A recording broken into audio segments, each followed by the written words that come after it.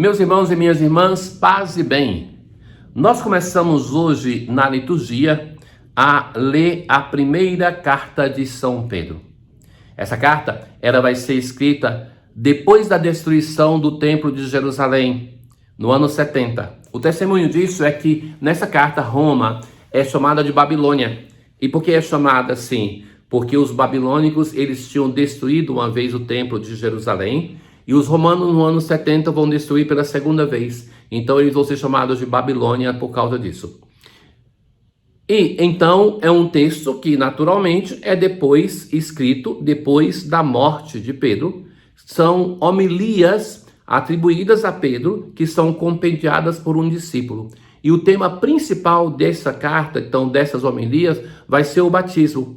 Então, que o batismo faz na nossa vida realizar-se a salvação que Deus nos prometeu.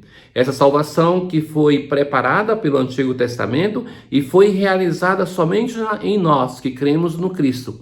E através do batismo, nós vivemos uma vida nova e que por isso devemos testemunhar a nossa união com o Senhor através de uma vida santa. Então, a antífona da missa de hoje, ela vai nos chamar, aquela que é do 8º domingo, a dizer assim: o Senhor se tornou o meu apoio, libertou-me da angústia e me salvou porque me ama. Essa certeza e essa confiança na presença do Senhor que impulsiona a nossa vida. Nós não estamos sós, mas o Senhor nos acompanha, o Senhor está conosco. Depois da saudação inicial, a primeira leitura da primeira carta de São Pedro, ela traz um belíssimo hino cristológico. Bendito seja Deus. A oração mais conhecida do povo de Israel, ela é sempre a oração de louvor. E começa assim: bendito seja Deus. É aquilo que se chama, que já falamos algumas vezes, do passivo teológico. Quem é que pode bendizer Deus? Somente Deus pode bendizer a si mesmo, porque só Ele tem a grandeza para se bendizer. Então Deus seja bendito pelo próprio Deus. Por quê?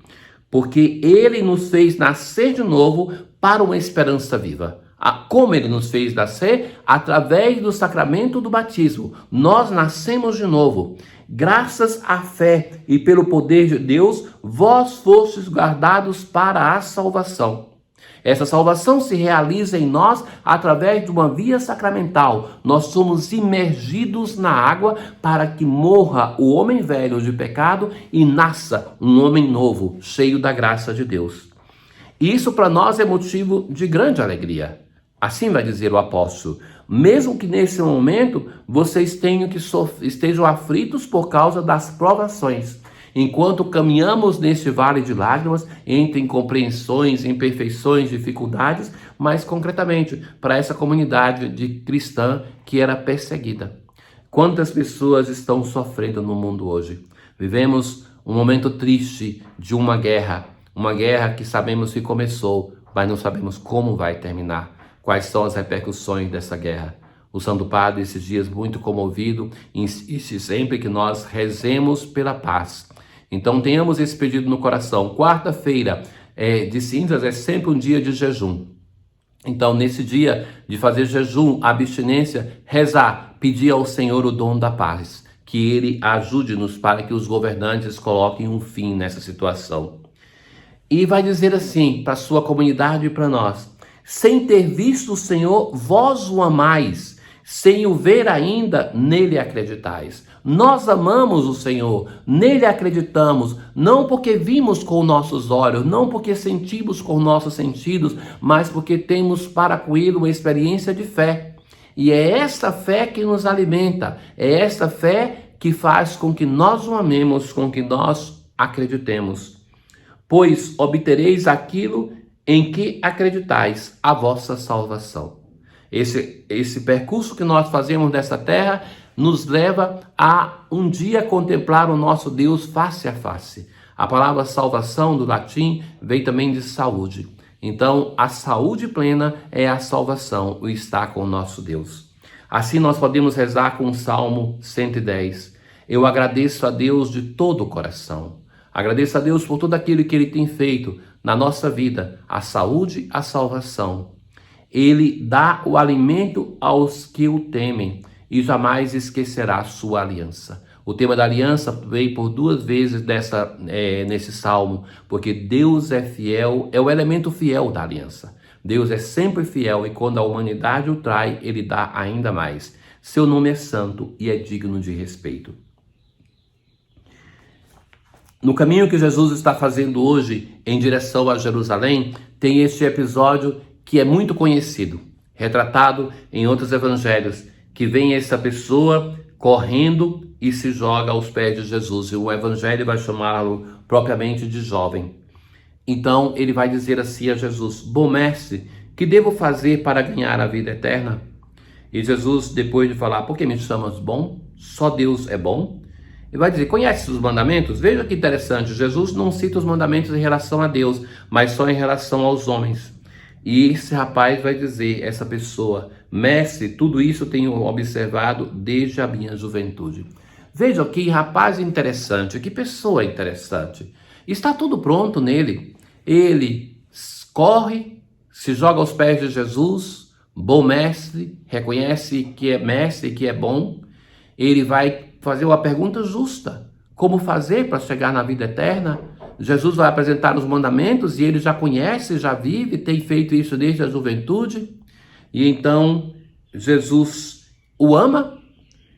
Jesus olhou para ele com amor e disse, só uma coisa te falta. Vai, vende tudo o que tens, dá aos pobres, vem e segue-me. E ele foi embora muito triste, porque tinha muitas riquezas. Meus caros, a riqueza é para algumas pessoas como um Deus exigente que requer ser cultuado em todos os momentos, que requer ser cuidado. E então ela ocupa o lugar de Deus. Essa pessoa, ela estava com tudo pronto, mas faltava uma coisa, deixar que Deus ocupasse o lugar de Deus na vida dela. Então, quando ela ouve de Jesus essa expressão, sai triste, porque queria uma solução mais fácil e não aceita aquilo que Jesus propõe.